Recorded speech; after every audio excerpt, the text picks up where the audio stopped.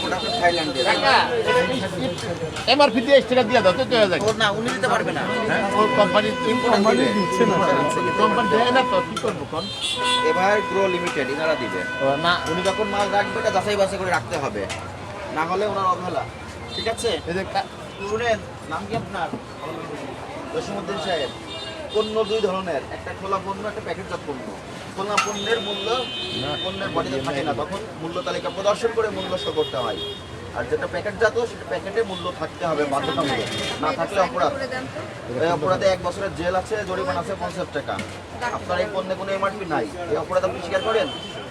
আজকে আপনাকে সতর্কতামূলক 2000 টাকা ফাইন করলাম। আর এই পণ্যগুলো আপনি বিক্রয় করবেন না, ইম্পোর্টারের কাছ থেকে এমআরপি নেবেন, নিশ্চিত হবেন, তারপর বিক্রয় করবেন।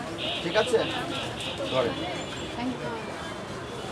সরাসরি কি কোনটা এটা ওই যে আগে চারটা কার আমার দিতেছে আদায় হয়েছে।